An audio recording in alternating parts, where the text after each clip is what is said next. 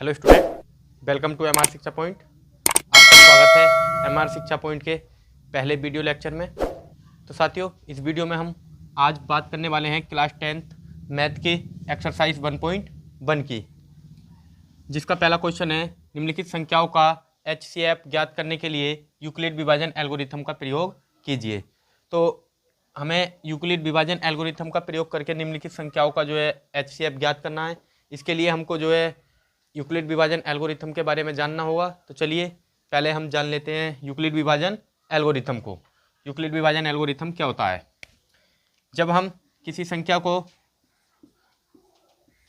किसी संख्या से भाग देते हैं, जब हम किसी संख्या को किसी संख्या से भाग देते हैं तो यहाँ पर जो ये संख्या होती है इसको हम बोलते हैं भाजक, और ये जो हमारी संख्या है इसको बोलते हैं भाज्य। और जो हमें 5 पंजे 25 यहाँ भाग देंगे, 5 पंजे 25, यहाँ पर बचेगा हमारे पास रिमाइंडर, शेष बचेगा 3। तो यहाँ पर जो ये हमें प्राप्त हुआ इसको बोलते हैं भागफल, और ये जो हमारे पास बचा इसको बोलते हैं शेषफल। अब हम इसको फिर से अगर हम व्यवस्थित करें तो किस प्रकार से हम इसको लिखेंगे कि 28 जो है हमें अगर बनाना हो तो हम इस 28 को पुनः वापस कैसे प्राप्त करेंगे? तो हमको क्या करना होगा, इस 5 की मल्टीप्लाई करनी होगी इस 5 से, यानी 5 × 5, और हमको ऐड करना होगा ये 3। यानी अब हमारे पास जो 28 था ये जस्ट इसी की बराबर, यानी जस्ट 28 हमको प्राप्त हो जाएगा। 5 पंजे 25 प्लस 3, यानी 28 = 28। तो यहाँ पर हमें जो भाज्य होता है, भाज्य को प्राप्त करने के लिए हमें क्या करना होगा, भाजक, मतलब ये जो 5 था ये भाजक है और ये जो 5 है ये भागफल, यानी भाजक की गुणा भागफल से करनी होगी, और हमको जो शेषफल होता है उसको जोड़ना होगा। तो इसी को ही हम यूक्लिड विभाजन प्रमेयिका कहते हैं। यूक्लिड विभाजन प्रमेयिका को हम अगर लिखें तो ये होगा भाज्य बराबर भाजक गुणा भागफल प्लस शेषफल। भाज्य बराबर भाजक गुणा भागफल प्लस शेषफल, इसी को ही हम यूक्लिड विभाजन प्रमेयिका कहते हैं। यूक्लिड विभाजन प्रमेयिका को हम एक दूसरे रूप में भी लिख सकते हैं। मान लीजिए कि हमारे पास कोई भाज्य है ए हमारे पास कोई भाज्य है, और भाजक जो हमारे पास भाजक है वो है v, और b से जब हम a को डिवाइड करते हैं तो हमारे पास मान लेते हैं कि से भागफल आता है q, और यहाँ पर जो हम इस भाजक को जब a में से हम इस भाजक को घटाते हैं तो हमारे पास मान लें कि शेषफल बचता है r। अब इसको हम इसी रूप में, यानी भाज्य बराबर भाजक गुणा भागफल प्लस शेषफल के रूप में लिखें तो किस प्रकार लिखेंगे?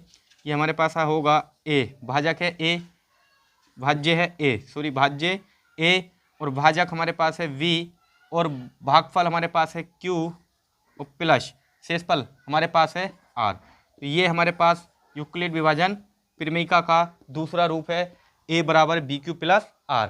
और इसमें एक खास बात होती है, यूक्लिड विभाजन प्रमेयिका में एक इम्पोर्टेंट पॉइंट्स होता है कि जो हमारा शेषफल होता है r, शेषफल r, यहाँ पर शेषफल r है, यहाँ पर जो शेषफल है वो r है। तो यहाँ पर जो हमारा शेषफल होता है वो हमेशा छोटा होता है भाजक से।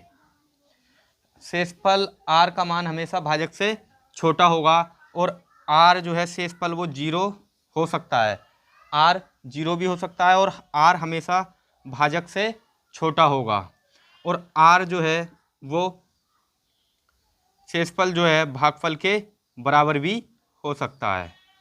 यानी ये पहला पॉइंट कि शेषफल हमेशा भाजक से छोटा होगा। सेकंड पॉइंट, शेषफल 0 भी हो सकता है। थर्ड पॉइंट, शेषफल भागफल के बराबर भी हो सकता है। इसी को ही हम यूक्लिड विभाजन प्रमेयिका कहते हैं। तो चलिए अब हम देखते हैं निम्नलिखित क्वेश्चनों को। पहला क्वेश्चन है 135 और 225 का जो है हमको HCF निकालना है यूक्लिड विभाजन प्रमेयिका की सहायता से। तो सबसे पहले हमको इनका HCF निकालते समय ये देखना होगा कि इनमें से कौन सी संख्या छोटी है और कौन सी बड़ी है। तो यहाँ पर हम देखें तो 135 छोटा है 225 से, यहाँ 135 225 से छोटा है, तो जो भी छोटी संख्या होगी उसी से हमको बड़ी संख्या को भाग देना होगा। तो 135 से हम भाग दे देंगे 225 को। तो चलिए भाग देते हैं। 135 ही से जब हम भाग देंगे तो यहाँ पर ये जाएगा एक बार, 135 ही कम 135, यहाँ हम इसको लेस करेंगे तो 5 में से 5 जाएगा 0, और इधर 2 में से 3 नहीं जाएगा, इधर से 1 लेंगे तो 12, 12 में से 3 गया 9, यहाँ हमारे पास बचा 1, 1 में से 1 गया तो 0। यहाँ पर अब हमारे पास जो शेषफल आया 90, यहाँ पर हमारे पास शेषफल आया है 90, इसको हम यूक्लिड विभाजन परिमेयिका के फॉर्म में लिखेंगे तो हम हमारे पास आएगा भाजक, यानी हमारे पास यूक्लिड विभाजन परिमेयिका क्या होती है, a बराबर BQ प्लस R। अब a भाज्य हमारा है 225 और भाजक हमें प्राप्त हुआ 135 और भागफल हमारा आया 1, और यहाँ पर हमारा शेषफल बच रहा है 90। पहला स्टेप। अब जो हमारे पास शेषफल बचता है उसी शेषफल से हम पिछले वाले भाजक को भाग देते हैं। अब यहाँ पर हम इस 90 से भाग देंगे इस 135 को, तो 90 से जब हम भाग देंगे तो 90 कम 90, हमारे पास यहाँ रिमाइंडर बचेगा 45, शेषफल हमारे पास बचेगा 45। अब ये जो 45 बचा है इसको अब पहले हम इसका यूक्लिड विभाजन परिमेयिका की फॉर्म में लिखते हैं। तो a बराबर BQ प्लस R, भाज्य हमारे पास है 135, भाजक हमारे पास है 90 और भागफल हमारे पास आया 1 और शेषफल है 45।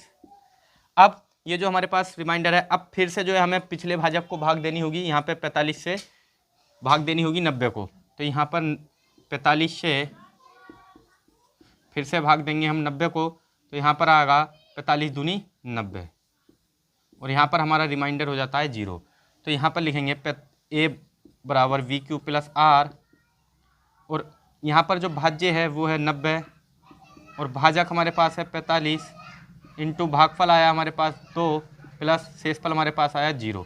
तो जिस भी स्टेप में हम इनको स्टेप मान लेते हैं कि ये फर्स्ट स्टेप और ये सेकंड स्टेप है और ये थर्ड स्टेप, तो हमको जो है थर्ड स्टेप में जो हमारे पास भाजक है, हमारे पास भाजक है 45, जिस भी कंडीशन में हमारे पास शेषफल 0 आ जाए वही हमारा HCF होता है, उसी का भाजक हमारा HCF होता है। तो यहाँ पर शेषफल 0 बचा है। अब इसी का जो भाजक होगा, भाजक है हमारे पास 45, वही हमारा इन संख्या का HCF होगा। तो अतः हमारे पास जो HCF आया, अतः 135, 225 का जो हमारे पास HCF आया वो है 45। तो इन दोनों संख्याओं का HCF होगा 45। चलिए आप इसको नोट कर लीजिए। अब हम देखते हैं क्वेश्चन नंबर 2 को। क्वेश्चन नंबर 2 है 196 और 38,220, 196 और 38,220 इनका हमें HCF निकालना है। तो यहाँ पर हमको देखना होगा कि इन दोनों संख्याओं में कौन संख्या बड़ी है और कौन छोटी है। तो यहाँ पर जो है 196 छोटा है 38,220 से, 196 यहाँ पर छोटा है 38,220 से। तो जो भी छोटी संख्या होती है बड़ी संख्या को भाग दे देते हैं।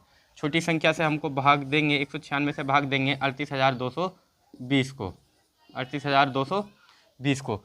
तो यहाँ पर 196 से जब हम इसको भाग देंगे, अगर हम 2 बार करेंगे तो ये ज़्यादा हो जाएगा, इसलिए हमको भाग देना होगा 1 बार।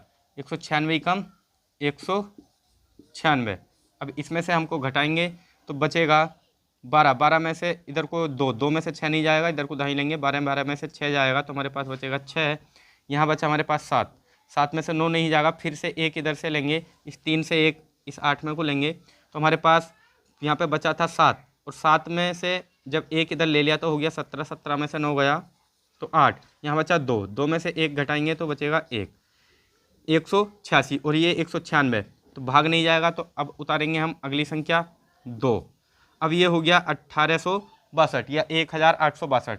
अब 1862 में जब 196 का भाग देंगे तो ये जाएगा 9 बार, 9 छिक्का 54, 9 नम 81 और 5 हासिल के, तो कितना हो जाएगा 86 का 6 हासिल 8, 9 एकम 9 और 8 17, 1764। अब इसको घटाएंगे तो 12 में से 4 गया तो हमारे पास बचेगा 8, यहाँ पर बचा 5, इधर को दाहिने लेंगे 15 में से 6 गया तो 9, यहाँ बचा 7 में से 7 गया 0 और 1 में से 1 गया 0। अब हमारे पास यहाँ पर बचा 98 और एक संख्या और अभी हमारे पास बची हुई है 0, उतार लेंगे 0। अब यहाँ पर हम 196 से भाग देंगे 980 में, तो ये पूरा 5 बार भाग हो जाएगा। 5 छंग 30 का 0 और 5 निम 45 और 3 हासिल के 48 का 8 हासिल 4 और 5 एकम 5 और 4 9, 980। अब यहाँ पर हमारे पास शेषफल बचा 0, शेषफल क्या बचा 0, 0 शेष। अब हमारे पास जो है रिमाइंडर आ गया 0, तो यहाँ पर अब हम इसके यूक्लिड विभाजन प्रमेय का प्रयोग करेंगे और लिखेंगे a बराबर बी क्यूब प्लस आर।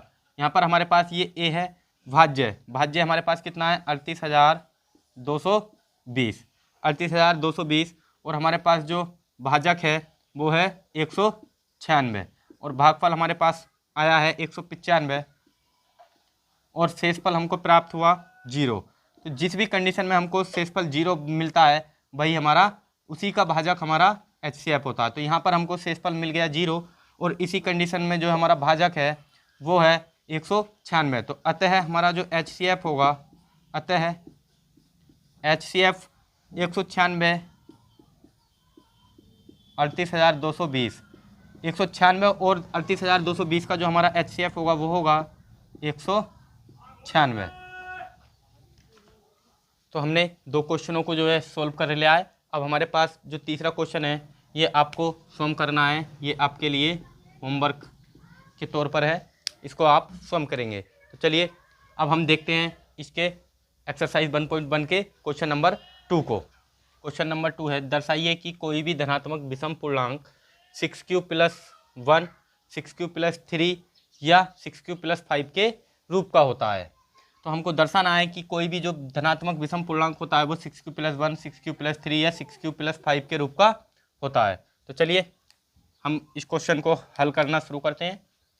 सबसे पहले हमको जब धनात्मक विषम पूर्णांक की बात चल रही है तो यहाँ पर हमको मानना होगा धनात्मक विषम पूर्णांक को। तो हम मान लेते हैं कि माना ए कोई धनात्मक विषम पूर्णांक है,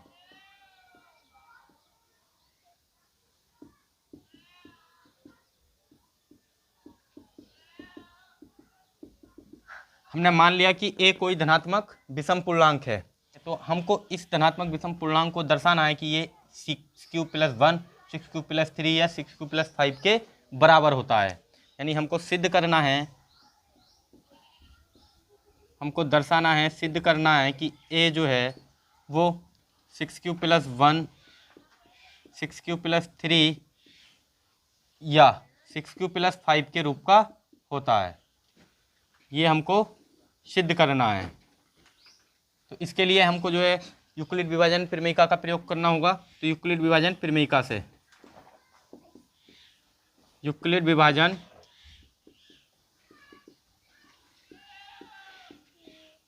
प्रमेय से, यूक्लिड विभाजन प्रमेय क्या होती है? यूक्लिड विभाजन प्रमेय होती है a बराबर VQ + R। यहाँ पर a जो है भाज्य है और b भाजक, q भागफल और r शेषफल है। तो यहाँ पर हम इस यूक्लिड विभाजन प्रमेयिका को मान लेते हैं इक्वेशन फर्स्ट। और हमको जो ये भाजक है v, हमको भाजक को मानना होगा। माना v जो है, v है हमारे पास 6, v हमारे पास है 6। हम यूक्लिड विभाजन प्रमेयिका में देखें तो b और यहाँ पर b की a बराबर BQ + R है। इसी प्रकार यहाँ पर a बराबर 6q + 1 है। तो यहाँ पर b की जगह 6 है, तो यहाँ पर हमने मान लिया कि b बराबर 6। अब जब ये b है तो भाजक है और भाजक हमेशा जो बड़ा होता है शेषफल से, तो b बड़ा होता है r से, यानी b बड़ा होगा शेषफल से। तो जब शेषफल से बड़ा होगा तो हमारा जो r है शेषफल का मान होगा वो हमेशा छोटा होगा भाजक से, और भाजक है हमारे पास 6, और जो शेषफल का मान होगा वो r से कम होगा। तो r का मान कितना हो सकता है? r का मान 5 हो सकता है, यानी 0 से लेके 1 हो सकता है, 2 हो सकता है, 3 हो सकता है, 4 और 5 हो सकता है, लेकिन 6 नहीं हो सकता। अगर भाजक के बराबर अगर शेषफल हो जाएगा तो ये इसमें डिवाइड हो जाएगा, इसलिए 6 नहीं होगा। भाजक से हमेशा छोटा ही होगा शेषफल।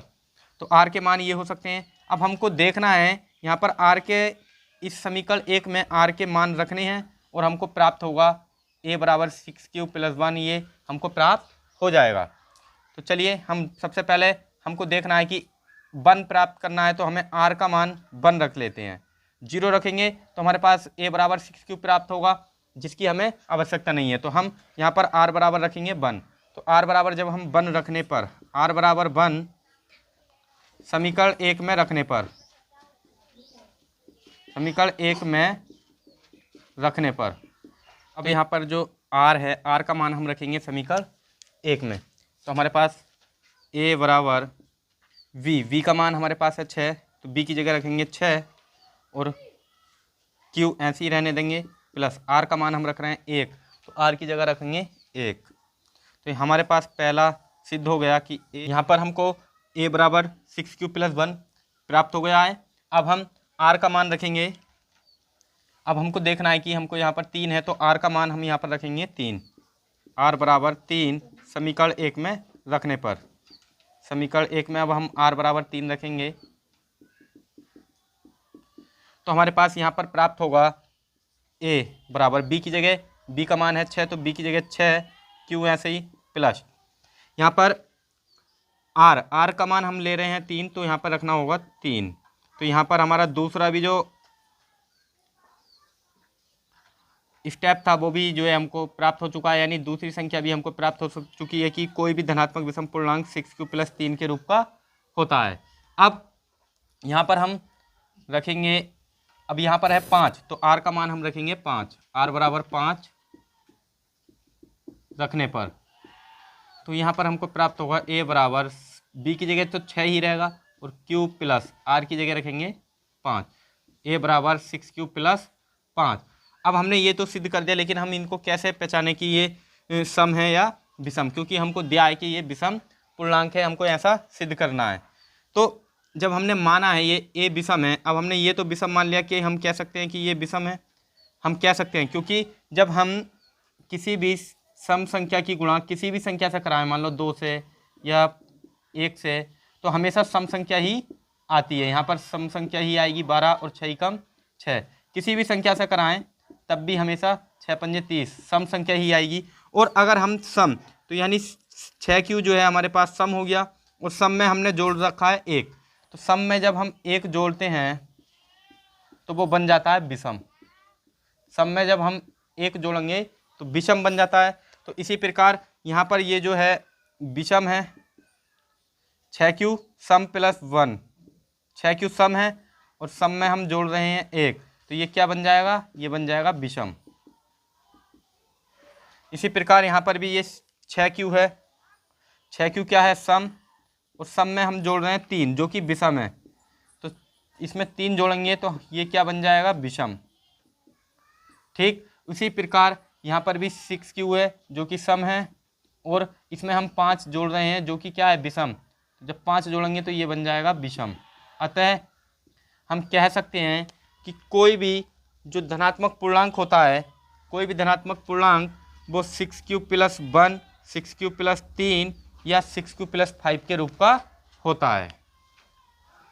चलिए अब हम देखते हैं क्वेश्चन नंबर 3 को। क्वेश्चन नंबर 3 है, किसी परेड में 616 सदस्यों वाली एक सेना आर्मी की टुकड़ी को 32 सदस्यों वाले एक आर्मी बैंड के पीछे मार्च करना है। यानी 616 सदस्यों वाली एक सेना आर्मी की जो है टुकड़ी है, इसको 32 सदस्यों वाले एक आर्मी बैंड के पीछे मार्च करना है। दोनों समूहों को समान संख्या वाले स्तंभों में मार्च करना है, और दोनों को ही जो है हमको समान संख्या वाले स्तंभों में मार्च करना है। तो उन स्तंभों की अधिकतम संख्या क्या होगी? स्तंभों की अधिकतम संख्या हमको निकालने के लिए हमको इसका निकालना पड़ेगा HCF। तो हमें 616 और 32 का HCF निकालना होगा। तो हम निकालते हैं HCF 32 और 616। तो HCF निकालते हैं हम 32 और 616 का। हमें HCF निकालने के लिए सबसे पहले देखना होगा कि इन दोनों में से कौन सी संख्या बड़ी है और कौन सी छोटी है। यहाँ पर 32 जो है छोटा है 616 से, तो भाग देते हैं 32 से 616 को। तो 616 को भाग देंगे 32 से, तो यहाँ पर ये 61 है, 61 में एक बार भाग जाएगा, 32 एकम 32। यहाँ से हमारे पास एक में से 2 नहीं जाएगा, इधर को 1 लेंगे तो हो जाएगा 11, 11 में से 2 गया 9। यहाँ बचा हमारे पास 5, 5 में से 3 गया तो 2, यहाँ बचा 29। अब 32 का 29 में भाग नहीं जाएगा तो अगली संख्या उतारेंगे 6। अब 32 से 296 को भाग देंगे तो ये जाएगा 9 बार, 9 दूनी 18 का 8, और हासिल हमारे पास है 1, और 9 तिया 27, 27 और 1 हासिल का, यहाँ पर आ जाएगा 28। अब हम इसको घटाएंगे तो 16, 16 में से 8 गया 8, यहाँ बचा 8, 8 में से 8 गया 0, और 2 में से 2 गया 0। अब हमारे पास यहाँ पर बचा 8 शेष। अब ये जो हमारे पास शेष है, इस शेष से हम भाग देंगे 32 को, तो यहाँ पर जो हमारे पास शेष है 8, इसको भाग देंगे 32 को, तो ये होगा 8 चौक 32, और हमारे पास शेषफल आ जाएगा 0। तो यहाँ पर हमारे पास जो HCF आया, यहाँ पर अंतिम भाजक आया, वही हमारा HCF होगा। तो यहाँ अंतिम भाजक 8 है, अतः HCF बराबर 8, और जो कि स्तंभों की संख्या होगी। तो इन संख्याओं का HCF ही स्तंभों की संख्या है, और जो कि हमारा आंसर आया है 8। तो चलिए, हमने इस वीडियो में 3 क्वेश्चनों को जो है सोल्व कर लिया है। अब इससे आगे के क्वेश्चनों को हम नेक्स्ट वीडियो में सोल्व करेंगे। Thank you.